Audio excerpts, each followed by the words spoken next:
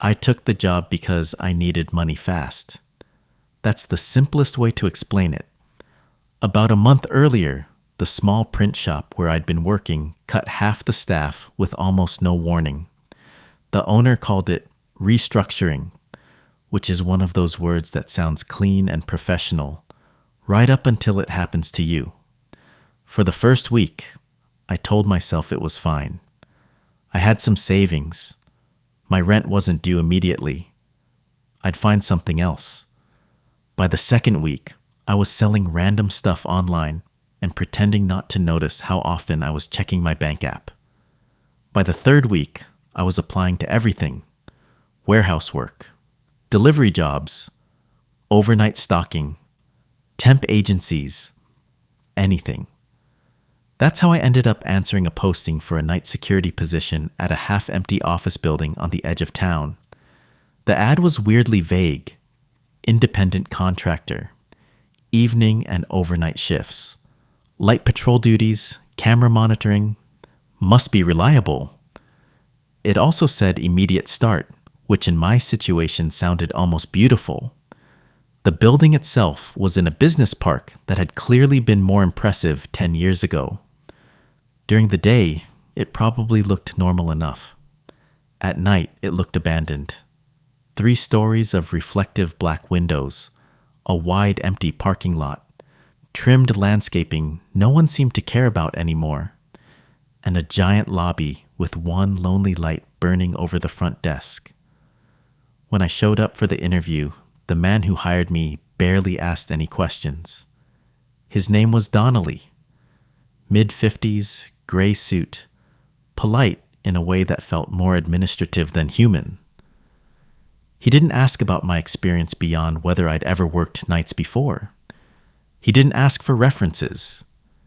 He mostly just wanted to know if I could stay awake, follow a schedule, and call him if anything unusual happened. That last part stood out. "Anything unusual?" I asked. He gave a small shrug. "It's an old building. Systems glitch. Motion sensors misfire. Tenants leave things running. Sometimes cleaning crews arrive late. I'd rather get unnecessary calls than no call at all." Fair enough. He explained the building had once been fully leased, but now only part of the first floor and a few offices on the second were occupied. A law office rented one suite. Some accounting firm used another.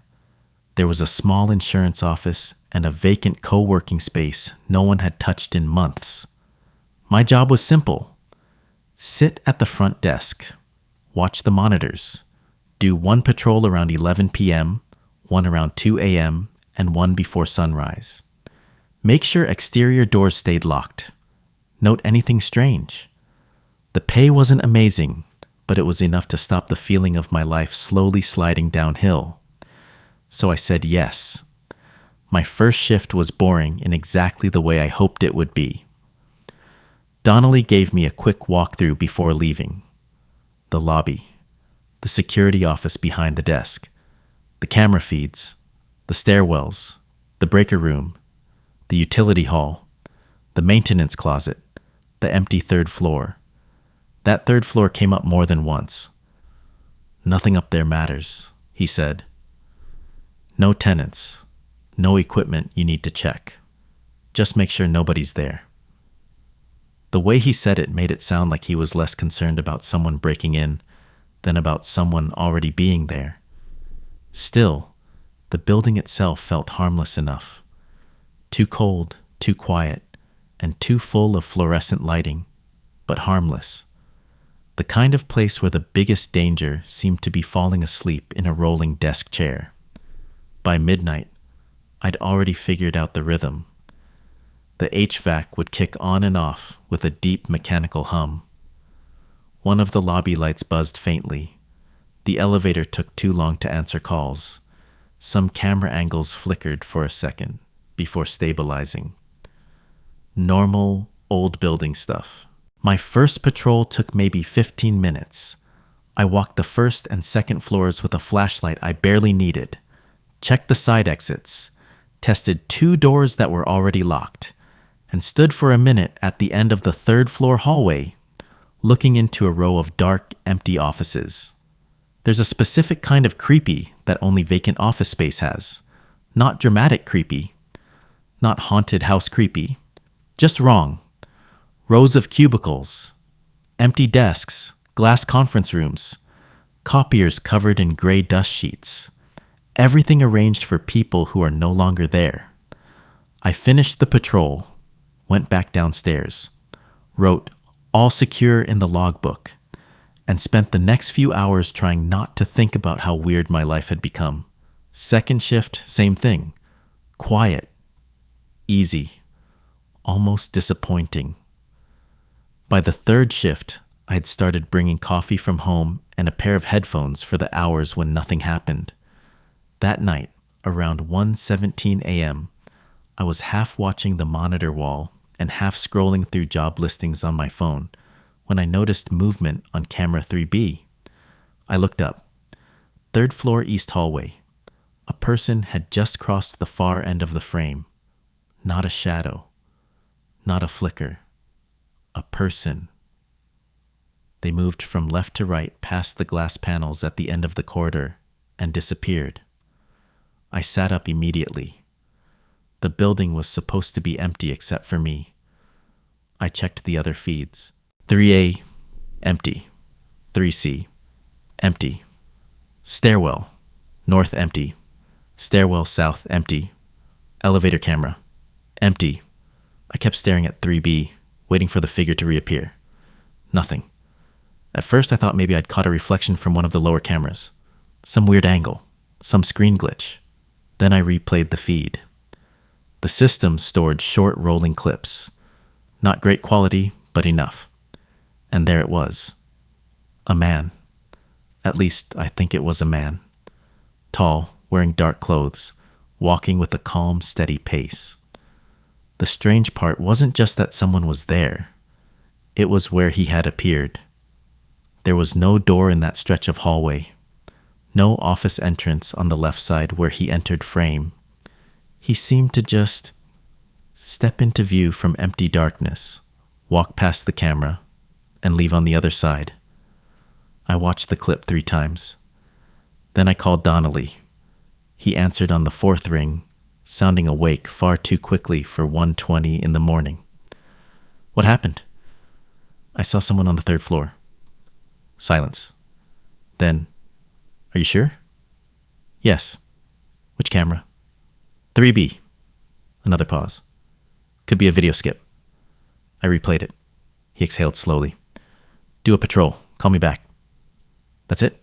If someone's in the building, they need to leave. If no one's there, it's a glitch. Either way, call me after you check. I didn't love that answer, but I grabbed the flashlight and went.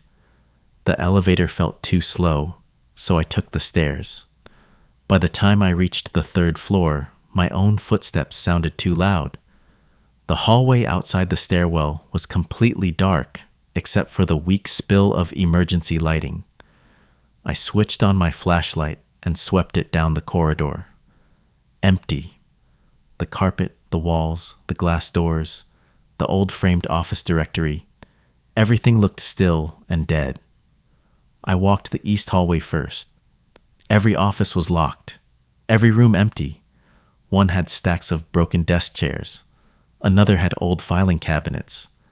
A conference room still had a whiteboard covered in faded marker notes from who knows how long ago. No sign of anyone. No sound except the distant hum of ventilation. I reached the exact stretch where I'd seen the figure on camera. There was nothing there.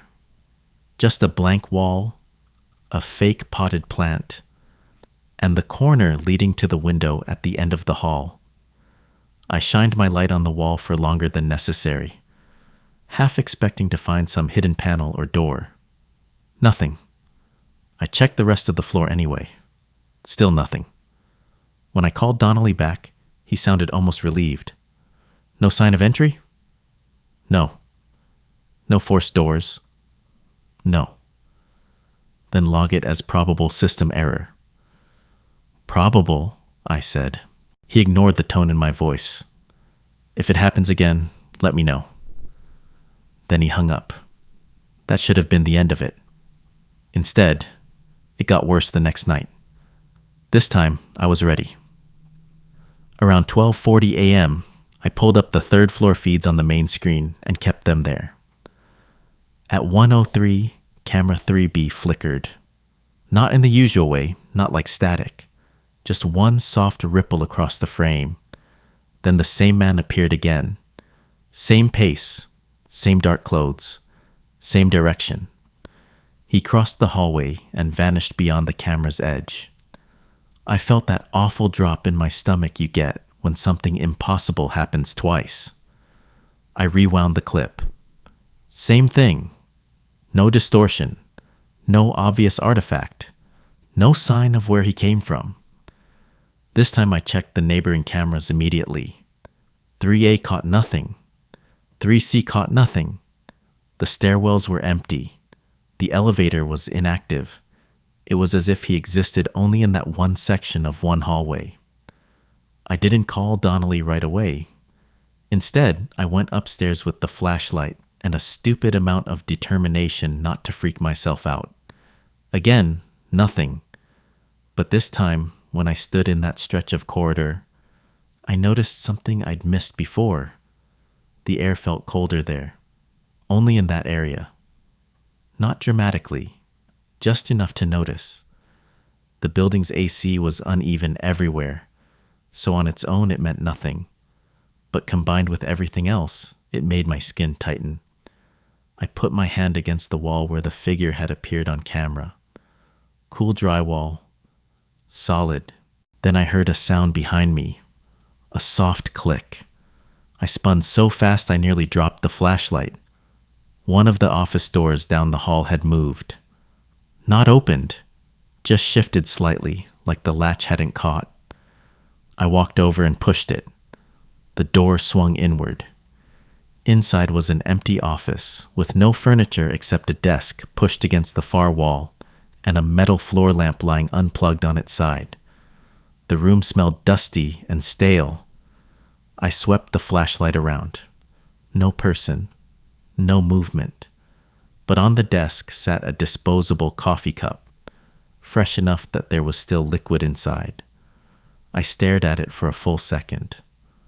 Then another. There was no reason for that cup to be there. No daytime worker should have left hot coffee overnight in a vacant third-floor office. And even if someone had, it shouldn't have been warm. I touched the side. Still warm. I called Donnelly again. This time he arrived in under 20 minutes. That alone told me more than anything he said. Most supervisors would have told me to note it and wait for morning. He showed up in person. He walked the third floor with me, looked at the cup, looked at the camera replay, and stayed expressionless for so long that I started watching him more than the footage. Finally, he said, "Okay." "Okay, what?" "Okay, that's not a glitch." No kidding. He gave me a look I couldn't read. "Has anything else happened?" "Like what?" He didn't answer directly. "Any doors open that shouldn't be?" "Just this one." "Any sounds? Voices?" "No." He nodded once, as if that confirmed something for him. Then he picked up the coffee cup with a napkin, dropped it into a trash bag he'd brought from his car, and said, "I'm going to ask you to keep this between us for now." I laughed because I genuinely thought he was joking. "You want me to not tell anyone there's someone wandering around an empty building at 1 a.m? I want you not to speculate." "What does that mean?" "It means there are building issues I'm handling." That phrase, building issues, hit me the wrong way instantly. "Are you serious?" He looked more tired than annoyed. "Listen carefully. Finish tonight's shift in the lobby only. Do not go back to the third floor unless you see an active emergency. If the man appears on camera again, call me immediately." "The man?" So he believed me now. He didn't correct himself. That was my answer. After he left, I sat behind the front desk with every third floor camera on the main monitor and absolutely no chance of relaxing. At 2:11 a.m., the man appeared again. Same hallway, same pace, same direction. I called Donnelly. This time he didn't answer. I watched the camera until the clip looped and restarted. No one came out of the stairwells. No doors opened. Nothing. When my shift ended at 6 a.m., Donnelly texted me just 4 words. Don't discuss this on site. That should have been the moment I quit. Instead, I came back the next night, partly because I needed the money, and partly because by then, I needed to know what was going on. Before my shift started, I did something I probably wasn't supposed to do.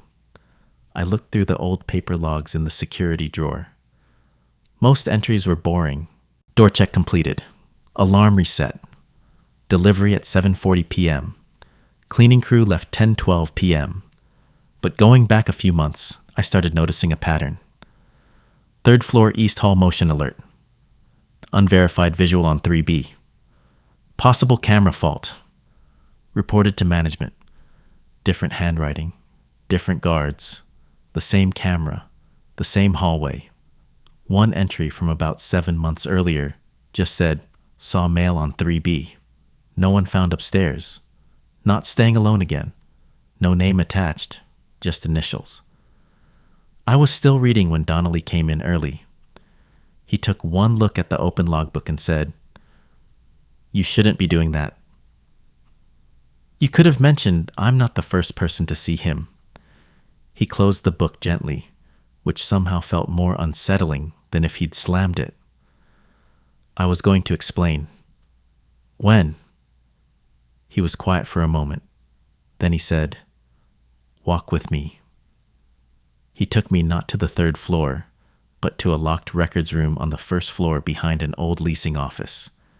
Inside were filing cabinets, boxed documents, spare signage, and old framed tenant maps leaning against the wall. He pulled out a rolled floor plan, spread it on the table, and tapped the east side of the 3rd floor. "This building was renovated 12 years ago," he said. "Before that, the east wing had a different layout." I looked closer. The current hallway on camera 3B used to be shorter. At the far end, where the blank wall now stood, there had once been an additional office suite and a small archive room. "They closed off part of the wing?" I asked. Supposedly. Supposedly. He rubbed his eyes.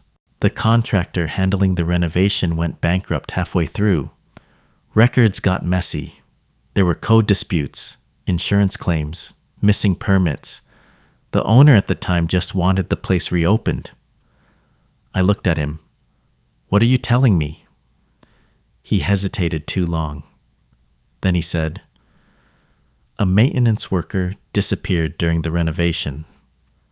I didn't say anything. For a second, I thought I had misheard him. Donnelly kept his voice flat, like he'd recited the fact enough times to sand the emotion off it. Officially, he quit, walked off the job, but the story never sat right with the people who were here back then. I looked back at the old floor plan. The man on the camera. Donnelly didn't answer. "You think it's him?" "I think a lot of people have seen the same figure in the same place for years." I actually laughed again, but there was no humor in it. "So what? This building is haunted?" "I'm not saying that." "You're not saying anything." His jaw tightened. "I'm saying there is a part of this building that does not behave normally." That was such a carefully chosen sentence that it scared me more than if he'd just said ghost. I pointed at the map. "What's behind that wall now?" "Nothing accessible." "That's not what I asked." He looked at me for a long time. Then he said, "There may be sealed space behind it." The whole room seemed to go still. "You've known this the entire time?" I know there are inconsistencies between the old plans and the current ones. And no one opened the wall? It's not that simple. That answer made me angrier than I expected. Someone disappeared during a renovation. People keep seeing a man on a security camera in the same exact place for years. And no one thought maybe open the damn wall? His face changed then. Not guilt exactly, but something close. The owner doesn't want legal complications. There it was, not fear, not mystery. Money. I stared at him. You kept this quiet because of liability? I kept it quiet because I like having a job and because stories become lawsuits very quickly. I should have walked out right there. Instead, I said, I want to see it. He shook his head immediately. No. Then I'm done. He must have seen I meant it, because after a long silence he said, after midnight, one look. Then we call someone if there's anything there. That's how I ended up on the third floor again at 12:36 a.m. with Donnelly, a flashlight, a pry bar from maintenance, and the feeling that every decision leading me there had been bad. We stood in the exact stretch of hallway from camera 3B. The blank wall looked ordinary in the harsh beam of the flashlight. But once you knew the old layout, it stopped looking ordinary. The proportions were wrong. The corridor ended too abruptly. The wall sounded denser in some spots than others. And near the baseboard, under layers of paint, there was the faintest outline of what might once have been a sealed doorway. Donnelly knelt and ran his fingers along it. See that? He said. I nodded. He slid the pry bar into the seam near the old frame and pulled. Nothing. He adjusted, pulled again, harder. The drywall cracked with a dry snapping sound that echoed down the corridor. We both froze. No alarms. No voices. Just silence. He pulled once more, and this time a section of the wall opened inward by half an inch, releasing a rush of cold, stale air that smelled like dust, concrete, and something metallic underneath. We looked at each other. Neither of us said a word. Then he pulled the hidden panel wider. Behind it was a narrow, dark passage. Not a full hallway.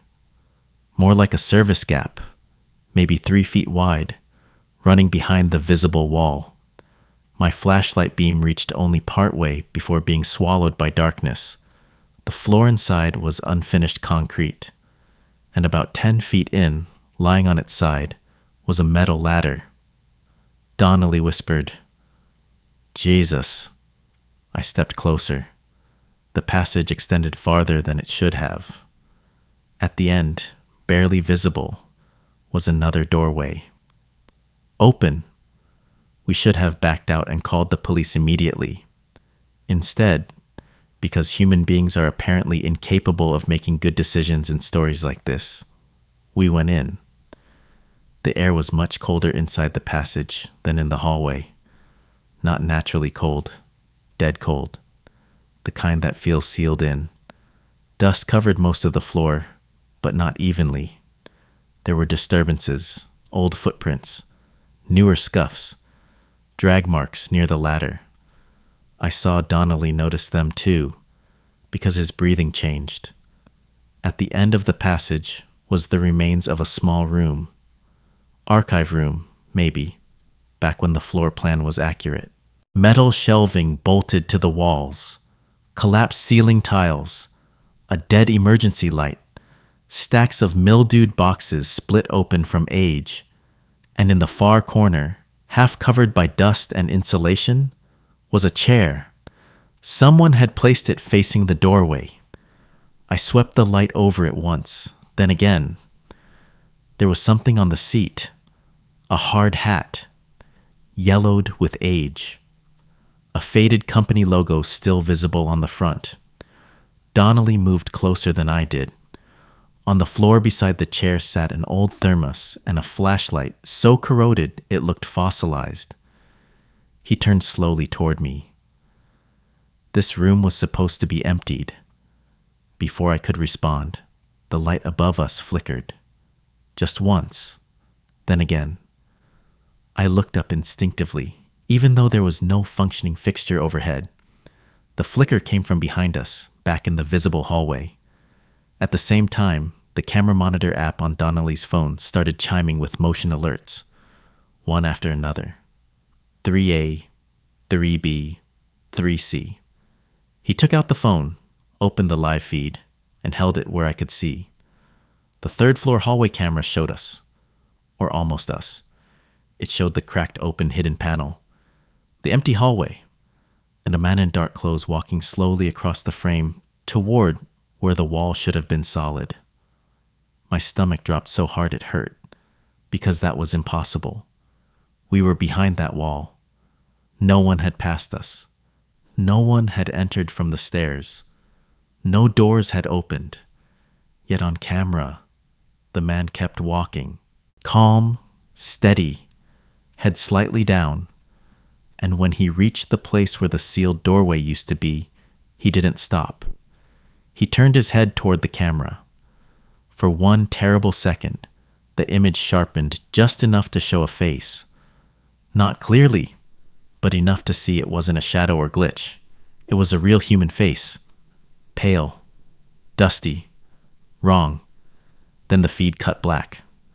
The motion alert stopped. Donnelly said very quietly, "We're leaving." I didn't argue. We backed out of the passage faster than dignity would allow, pulled the panel mostly shut behind us, and went straight downstairs. By the time we reached the lobby, both of us were pretending not to panic. Donnelly locked the security office door, called someone I assumed was the owner, and spoke in a low, urgent voice I couldn't fully hear.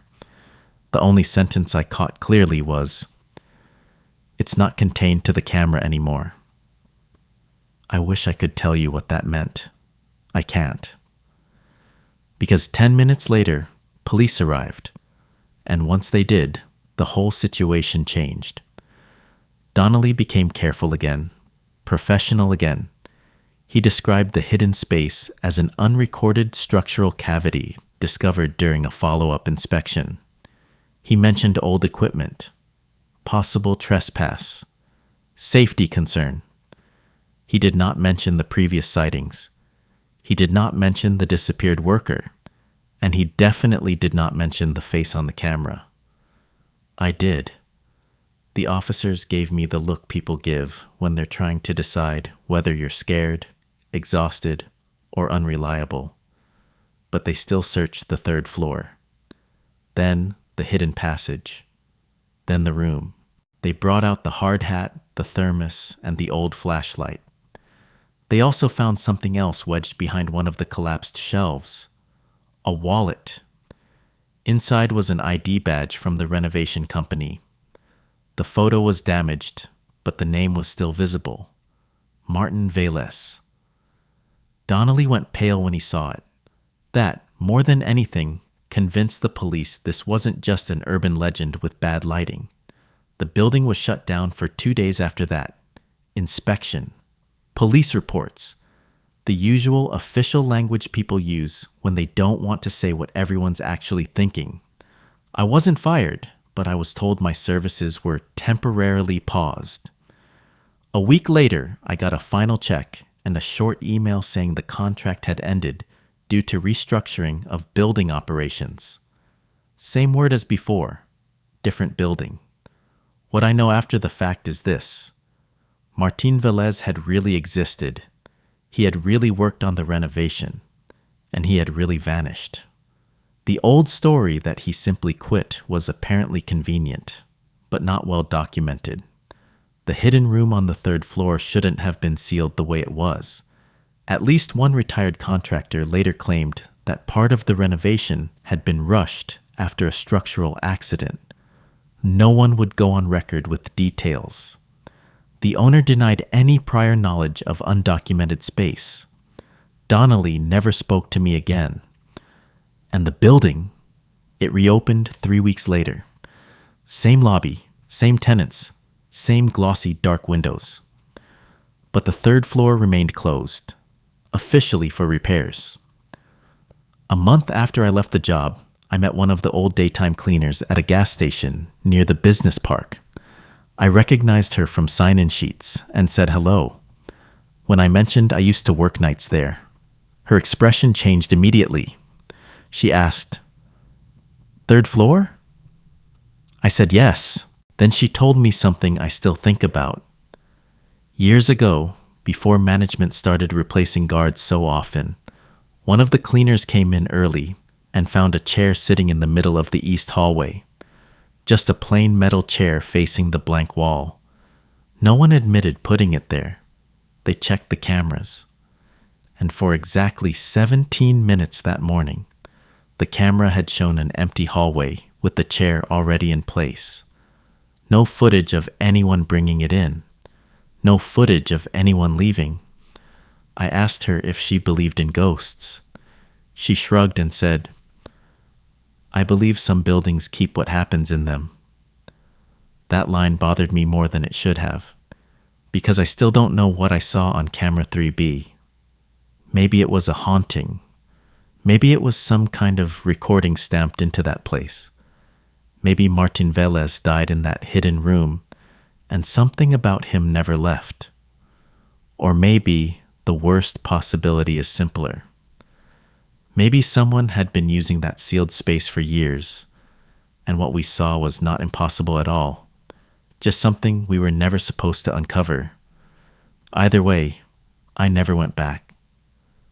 But sometimes, late at night, I still think about that hallway, the one where a man kept appearing where no door existed, and I think about the moment the camera caught his face turning toward us, as if he knew exactly where we were standing behind the wall, as if he had always known. And the part I can't shake is this. If that passage had stayed hidden, I probably would have convinced myself the footage was just a glitch, a trick of bad equipment, and an overactive imagination. That would have been easier, because now I know there really was a room behind that wall. I know someone had been in there. And I know that on the third night of a job I only took because I needed rent money, I saw a man on camera in an empty building, walking calmly through a place he should not have been able to reach. And somehow, that's still not the part that scares me most. The part that scares me most is that when the police reviewed the camera footage later, they told me there was one detail I had missed. In the second before the feed went black, the man wasn't looking at the hallway camera. He was looking past it, straight toward the spot where I would be standing several minutes later, like he was waiting for me to find him.